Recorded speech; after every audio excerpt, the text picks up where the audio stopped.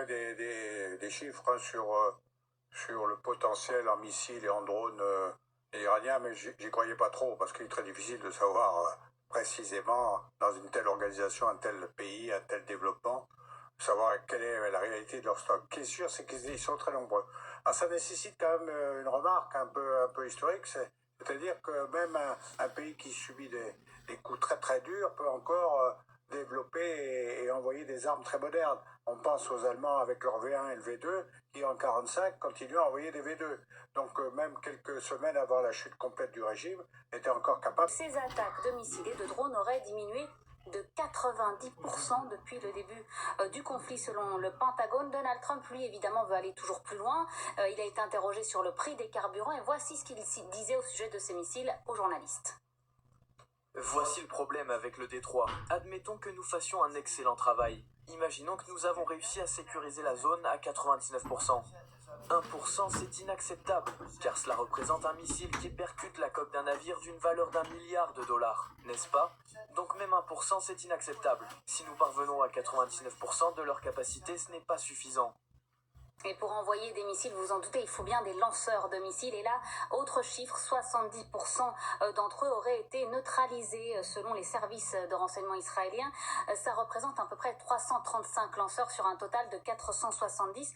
Et une grande partie aurait en fait déjà été détruite dès le 5 mars. Alors précisons tout de même qu'avant la guerre, l'Iran détenait 2500 missiles balistiques capables d'atteindre Israël, toujours selon les renseignements israéliens.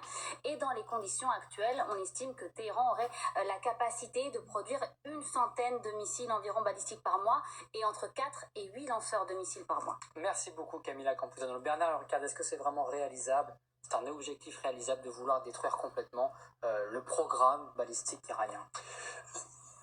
Cette question-là, j'y réponds dans un instant, mais pour dire un mot pour ce que vient de dire le général sur les objectifs de l'Iran et pourquoi l'Iran n'est pas tombé. On pensait que l'objectif de l'Iran et tout son armement, tous ses efforts, c'est une erreur fondamentale. Derrière ce discours qui est important, l'Iran est un pays nationaliste qui a tout fait pour défendre le territoire national. Les gens au pouvoir aujourd'hui ont fait la guerre Irak-Iran. Ils ont donc été dans une guerre de frontières, une guerre comme 14-18, de front terrestre. Et donc, ils ont été éduqués dans cela, dans la résistance pour défendre le territoire. On parle sans arrêt, Israël est un acteur, et pour Israël, ils ont besoin d'ennemis iraniens, c'est un autre débat. Mais les Iraniens n'avaient pas un système de défense pour attaquer Israël, ils l'avaient à la marge, c'était une option, c'était 10% du programme, un grand discours idéologique, hein, mais dans le fond, tout leur travail était de défendre le territoire national, et aujourd'hui, ne soyons pas surpris, si ce n'est pas le régime qui se défend, c'est l'État iranien national, quel que soit son régime politique, qui se défend. Ça fait 40 ans qu'ils ont préparé ce système-là. Et ça explique justement ces capacités de missiles aujourd'hui? Et au pas de chars d'assaut ou d'avions de combat pour aller conquérir le territoire adverse. Ils n'ont jamais l'intention de conquérir l'Arabie Saoudite. Des missiles qui sont une bonne façon, et les drones surtout maintenant depuis quelque temps, des outils pour effectivement toucher tous les pays environnants. Et du fait que les Iraniens sont des Iraniens nationalistes, bons musulmans par ailleurs, ils sont opposés à Israël en tant que puissance sioniste, c'est une chose.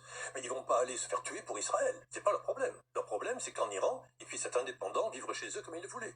C'est pour ça qu'ils ont négocié les Américains à plusieurs reprises. Mais justement, est-ce que les pays occidentaux, je parle notamment des États-Unis et Israël, ont sous-estimé ces capacités militaires iraniennes, Stéphane Marchand? Ce qui est très intéressant, c'est que cette semaine, on a 4000 km des côtes iraniennes. Il s'avère que d'après les informations, en tout cas de certains spécialistes, tout le monde le voit. Ce sont des programmes. Aujourd'hui, j'imagine que tous les services de renseignement occidentaux sont au courant des programmes spatiaux militaires iraniens, en tout cas des programmes spatiaux iraniens. Comment se fait-il qu'aujourd'hui... Sur Diego Garcia, c'est tout à fait inspiré de ce que font les Nord-Coréens. À intervalles réguliers, les Nord-Coréens envoient des missiles intercontinentaux au-dessus de la mer du Japon, et à chaque fois, pendant à peu près 4 jours, on ne parle que de ça dans le monde entier. Donc, bonne publicité pour pas très cher. Deuxièmement, les Américains, à tous les fantasmes que vient de citer monsieur, il y a le fantasme lié à la prise d'otages à l'ambassade américaine à Téhéran, qui a rajouté une couche de mythologie négative autour de l'Iran. Donc, ils ont tendance, les Américains, à être obsédés par l'Iran et à négliger de vérifier de facto les chiffres d'armement et la capacité militaire de l'Iran. La conséquence du fait que l'Iran continue à résister et semble prêt à résister à sa façon pendant assez longtemps semble indiquer que la seule manière pour Donald Trump de faire la différence sur le terrain, c'est-à-dire de ramener à la maison quelque chose qui ressemble à un dommage irréparable infligé à l'Iran, c'est ça qui qu'il doit faire, sinon il a perdu, eh bien, c'est d'amener des troupes au sol.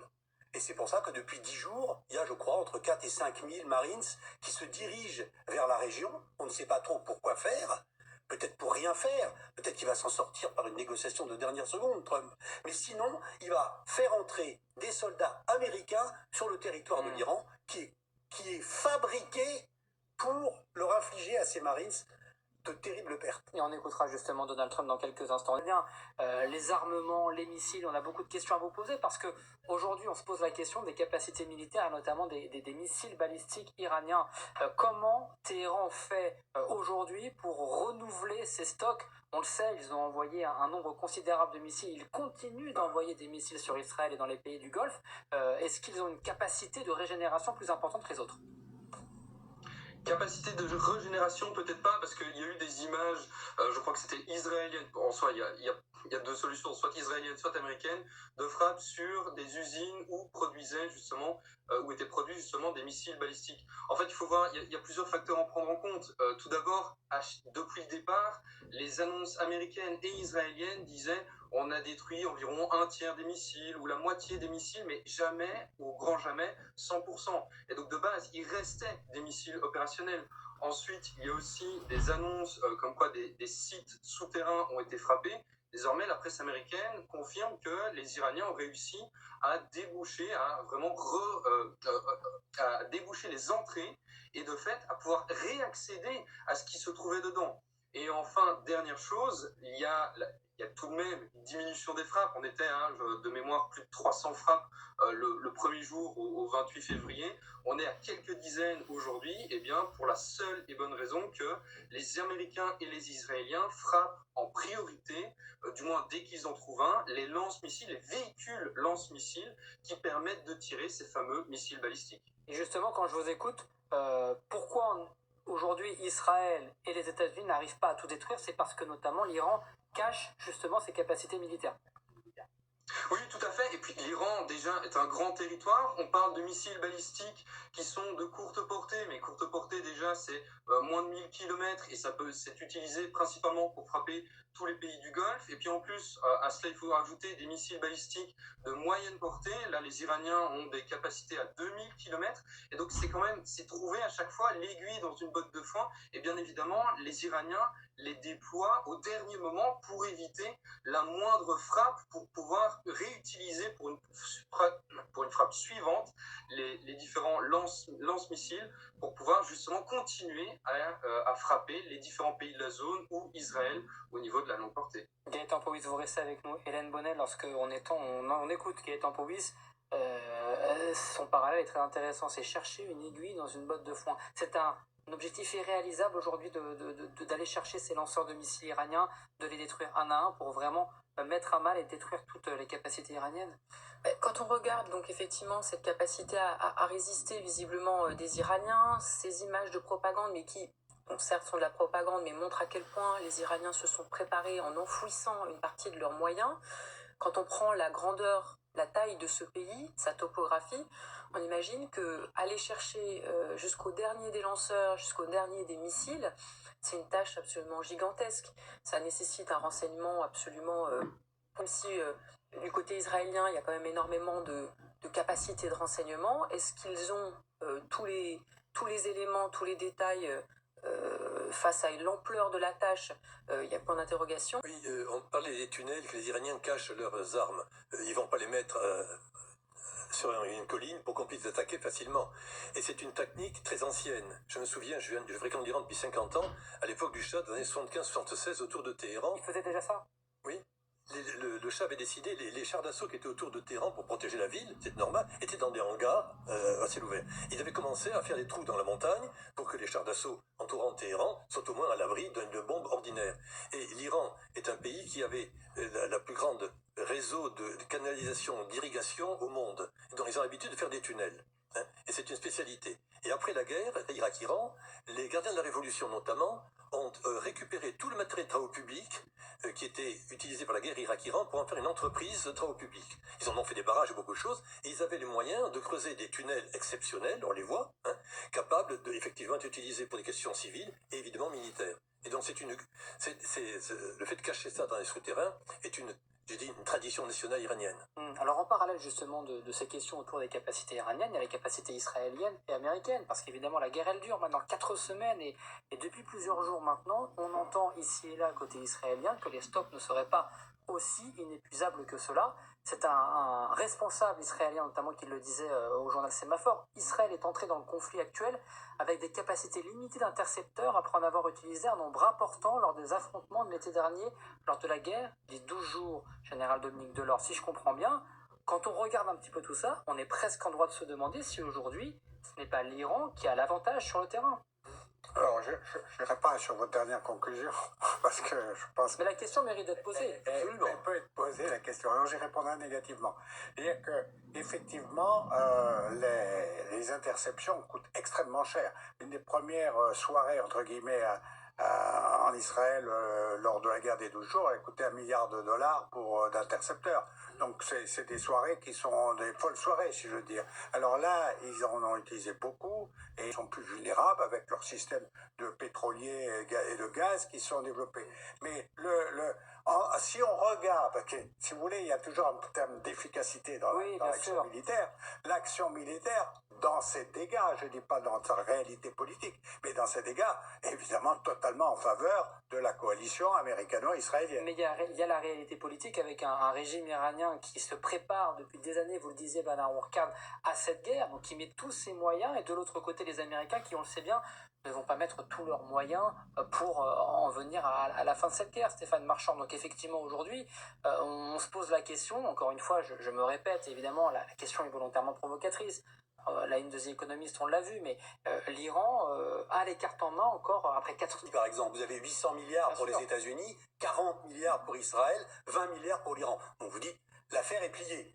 Et le problème, c'est que c'est une guerre effectivement hautement asymétrique. Et la première grosse asymétrie, c'est la capacité à souffrir. Les Iraniens, un peu comme les Russes, ont une capacité immense à souffrir, interminable. Alors que aux États-Unis, si le litre d'essence prend 20%, le président perd les élections. Donc on n'est pas du tout psychologiquement dans une équation, et c'est pour ça que même si alors autre chose, il y a quand même une habileté iranienne qui a consisté à tirer d'abord des projectiles relativement peu chers et peu précis et à garder le meilleur pour la fin, pour la suite. En ce moment, par exemple, les frappes qu'ils opèrent sont extrêmement précises, d'autant plus précises qu'elles sont presque annoncées à l'avance. Ils ont dit qu'ils s'en prendraient aux bases qui abritent des soldats américains dans les États du Golfe. Est-ce qu'ils prouvent peut-être leur état de préparation? Capable pour encore quelques temps, on ne sait pas combien de temps aussi, il ne faut pas non plus exagérer, de faire ce qu'ils disent. Alors que cette question aux États-Unis, on se la pose également, parce que vous savez par exemple que les fameux missiles Tomahawk dont on parle souvent, il faut 2 ans pour faire reconstruire un missile Tomahawk. Est-ce que la question aujourd'hui de cette durée de la guerre, Justine, et justement de son coût, notamment en matériel militaire, se pose également du côté outre-Atlantique? Alors officiellement, la Maison-Blanche se veut rassurante. Elle dit qu'elle ne manque pas de munitions et qu'elle a de quoi tenir aussi longtemps que nécessaire. En vérité, vous l'avez dit, et on le sait parce que ce sont des sources anonymes, des sources militaires qui se sont exprimées dans la presse américaine. L'armée américaine aurait utilisé plus de 850 missiles Tomahawk. C'est un chiffre alarmant qui inquiète le Pentagone. Il n'y a pas de chiffre exact, mais les experts qui s'expriment ici à la télévision estiment que les stocks de l'armée américaine, c'est entre 3 et 4 000 missiles Tomahawk. Donc autant dire qu'en fait, depuis le début de la guerre, l'armée a utilisé un quart de ces missiles. C'est considérable, et surtout, ce qu'il faut préciser effectivement, c'est que reconstituer ce stock de missiles, eh bien, ça prend du temps, ça peut prendre plusieurs années. C'est pour ça, entre autres, que le Pentagone a demandé une rallonge au Congrès de 200 milliards de dollars pour pouvoir financer la guerre, pour pouvoir aussi reconstituer les stocks. Mais cette somme, eh bien, l'opposition, elle n'est pas prête à la payer. C'est une somme exorbitante. Et puis, il y a même certains élus républicains qui refusent de payer et qui disent que l'argent du contribuable américain ne devrait pas servir à financer une guerre au Moyen-Orient, mais plutôt à améliorer la vie quotidienne des Américains. Merci beaucoup, Justine Jankowski. Merci également à Mathieu Derrien. Stéphane Marchand, est-ce que le temps ne joue pas finalement contre Donald Trump aussi? Ça, pour un homme comme lui, si, le temps joue contre lui, parce qu'il est pressé, et il est incontestablement pressé, surtout dans une année d'élection. Hein. Ça, c'est absolument évident.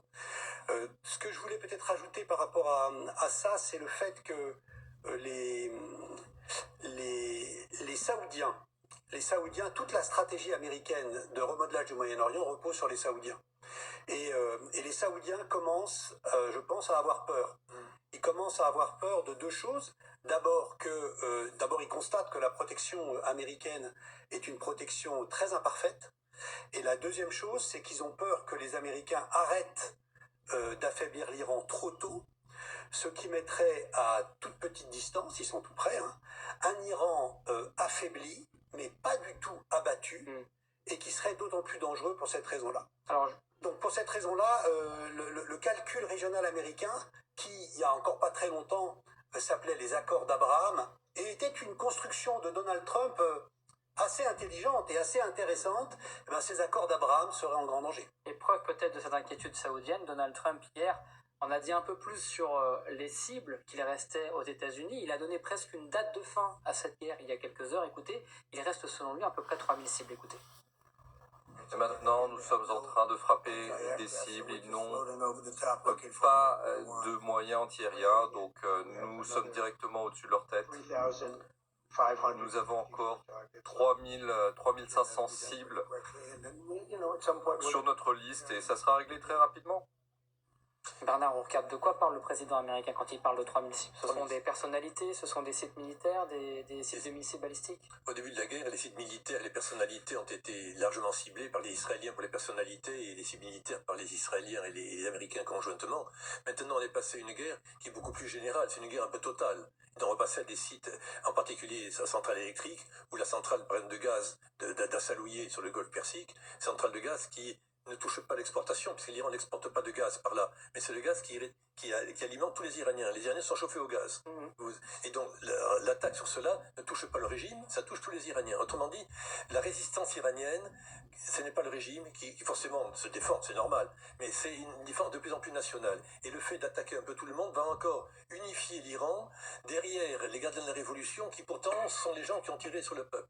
Et donc, il redonne de la légitimité nationale aux gardiens de la Révolution, qui ne demandent pas mieux, mais ce n'est pas un cadeau à faire pour les Iraniens, qui vont évidemment subir cette guerre encore plus. De penser ensuite que que les États-Unis seront affaiblis, oui, effectivement, c'est une des questions qui se posent. Hein, et on parlait des troupes au sol et du massacre éventuel qu'il y aurait. Je ne voudrais pas être GI américain débarquant en Iran. Et bien justement, on se posera la question des troupes au sol, parce que la question se pose du nucléaire iranien. Va-t-il devoir chercher ces 440 kilos d'uranium par des troupes au sol, par des soldats américains? Vous allez voir que c'est bien plus compliqué que ce qu'on peut penser. Restez avec nous.